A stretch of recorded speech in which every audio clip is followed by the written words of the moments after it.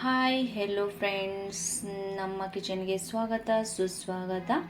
ನಾನಿವತ್ತು ಒಂದು ರೆಸಿಪಿ ಮಾಡ್ತಾಯಿದ್ದೀನಿ. Snacks potato green peas bite. Very easy and very tasty. ಮತ್ತು ಕಡಿಮೆ ಸಾಮಗ್ರಿಗಳಿಂದ ಈ ಸ್ನ್ಯಾಕ್ಸ್ ರೆಡಿ ಆಗುತ್ತೆ ಫ್ರೆಂಡ್ಸ್. ಈವ್ನಿಂಗ್ ಸ್ನ್ಯಾಕ್ಸು ತುಂಬ ಅಂದರೆ ತುಂಬಾ ಚೆನ್ನಾಗಿರುತ್ತೆ. ಮಕ್ಕಳಿಗಂತೂ ತುಂಬಾ ಇಷ್ಟ ಆಗುತ್ತೆ. ಎಲ್ಲರೂ ಇಷ್ಟಪಟ್ಟು ತಿಂತಾರೆ. ಮತ್ತೆ ಮಾಡಿಕೊಡಿ ಅಂತ ಹೇಳ್ತಾರೆ ಫ್ರೆಂಡ್ಸ್. ಇವಾಗ ಇದನ್ನು ಹೇಗೆ ಮಾಡೋದು ಅಂತ ನೋಡ್ಕೊಂಡು ಬರೋಣ. ನಾನಿಲ್ಲಿ 3 ಆಲೂಗಡ್ಡೆನ ಕುದಿಸ್ಕೊಂಡು ಇಟ್ಕೊಂಡಿದ್ದೀನಿ, ಬಾಯ್ಲ್ಡ್ ಮಾಡ್ಕೊಂಡಿದ್ದೀನಿ. ಆಮೇಲೆ ನಾನು ಇದನ್ನು ಸ್ಮ್ಯಾಶ್ ಮಾಡ್ಕೋತೀನಿ. ಇದಕ್ಕೆ ನಾನು ಒಂದು ಸ್ವಲ್ಪ ಹಸಿ ಬಟಾಣಿನ ಕುದಿಸ್ಕೊಂಡಿದ್ದೆ, ಒಂದು ಉಕ್ಕು ಬರೋಷ್ಟು. ಆಮೇಲೆ ಒಂದು 5-6 ಬೆಳ್ಳುಳ್ಳಿನ ತೊಗೊಂಡಿದ್ದೀನಿ. ನಾನು ಈ ಥರ ಕಟ್ ಮಾಡ್ಕೊಂಡಿದ್ದೀನಿ ಬಾರೀಕಾಗಿ. ಇದನ್ನು ಹಾಕ್ತಾಯಿದ್ದೀನಿ. ಇವಾಗ ನಾನು ಇದಕ್ಕೆ ಸ್ವಲ್ಪ ಅಚ್ಚ ಖಾರದ ಪುಡಿ ಹಾಕ್ತಾಯಿದ್ದೀನಿ. ಆಮೇಲೆ ರುಚಿಗೆ ತಕ್ಕಷ್ಟು ಉಪ್ಪು, ಒಂದು ಸ್ವಲ್ಪ ಜೀರಿಗೆ ಹಾಕ್ತಾಯಿದ್ದೀನಿ. ಇದು ಆಪ್ಷನಲ್ಲು, ನಿಮಗೆ ಬೇಕು ಅಂದರೆ ಹಾಕ್ಕೊಳ್ಳಿ, ಇಲ್ಲಾಂದರೆ ಬೇಡ. ಇವಾಗ ನಾನು ಇದಕ್ಕೆ ಒಂದು ಸ್ವಲ್ಪ ಗರಂ ಮಸಾಲ ಹಾಕ್ಕೋತಾ ಇದ್ದೀನಿ. ಇವಾಗ ಇದಕ್ಕೆ ಕ್ರಿಸ್ಪಿ ಬರಬೇಕಂಥೇಳಿ ನಾನು ಕಾರ್ನ್ ಫ್ಲೋರ್ನ ತೊಗೊಂಡಿದ್ದೀನಿ. ನೀವು ಬೇಕಂದರೆ ಅಕ್ಕಿ ಹಿಟ್ಟು ಕೂಡ ಹಾಕ್ಕೋಬೋದು. ಎರಡರಲ್ಲಿ ಯಾವುದಾದ್ರೂ ಒಂದು ಹಾಕ್ಕೊಂಡ್ರೆ ಚೆನ್ನಾಗಿ ಬರುತ್ತೆ, ಕ್ರಿಸ್ಪಿಯಾಗಿ. ನೋಡಿ, ಇವಾಗ ಈ ಥರ ಕಲಿಸ್ಕೊಂಡ್ಬಿಟ್ಟಿದ್ದೀನಿ ನಾನು.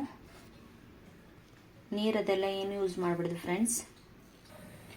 ನೋಡಿ, ನಾನು ಈ ಥರ ಕೈಯಿಂದ ನೀವು ರೌಂಡ್ ಮಾಡ್ಕೋಬೋದು, ಸಣ್ಣ ಉಂಡೆಗಳಾಗಿ. ಅಥವಾ ಈ ಥರ ರೋಲ್ ಮಾಡಿಬಿಟ್ಟು ಈ ಥರ ಚಾಕು ಸಹಾಯದಿಂದ ನೀವು ಚಿಕ್ಕದಾಗಿ ಕಟ್ ಮಾಡ್ಕೋಬಹುದು. ನೋಡಿ ಎಷ್ಟು ಚೆನ್ನಾಗಿ ಬಂದಿದೆ. ಇವಾಗ ಎಣ್ಣೆ ಕಾದಿದೆ, ಒಂದೊಂದಾಗಿ ಬಿಡ್ತಾ ಇದ್ದೀನಿ. ಇವಾಗ ನಾನು ಈ ಥರ ನೋಡಿ, ಈ ಥರ ಬಂದಿದೆ. ಇನ್ನೂ ಕಲರ್ ಬರಬೇಕು, ಚೆನ್ನಾಗಿ ಕ್ರಿಸ್ಪಿ ಆಗ್ತಾಯಿದೆ. ಅಕ್ಕಿ ಹಿಟ್ಟಾಗಲಿ ಅಥವಾ ಕಾರ್ನ್ ಫ್ಲೋರ್ ಆಗಲಿ, ಎರಡರಲ್ಲಿ ಯಾವುದಾದ್ರೂ ಒಂದು ಯೂಸ್ ಮಾಡಲೇಬೇಕು ಫ್ರೆಂಡ್ಸ್. ನೋಡಿ ಫ್ರೆಂಡ್ಸ್, ರೆಡಿ ಆಯಿತು ನಮ್ಮ ಪೊಟ್ಯಾಟೊ ಬೈಟ್ಸ್. ನೋಡಿ ಹೇಗೆ ಸೌಂಡ್ ಮಾಡ್ತಾಯಿದೆ ಅಂತ. ನೋಡಿ ಫ್ರೆಂಡ್ಸ್, ನೋಡಿ ಸೌಂಡ್ ಹೇಗೆ ಬರ್ತಾಯಿದೆ ಅಂತ. ಇಲ್ಲಿ ನೋಡಿ, ತುಂಬ ಚೆನ್ನಾಗಿರುತ್ತೆ. ಮಕ್ಕಳಿಗೂ ಅಷ್ಟೇ ಇಷ್ಟ ಆಗುತ್ತೆ, ದೊಡ್ಡರಿಗೂ ಅಷ್ಟೇ ಇಷ್ಟ ಆಗುತ್ತೆ. ಇದ್ರ ಜೊತೆ ನಮ್ಮ ಕಿಸಾನ್ ಕೆಚಪ್ ಇರಲಿಲ್ಲ ಅಂದರೆ ಹೇಗೆ.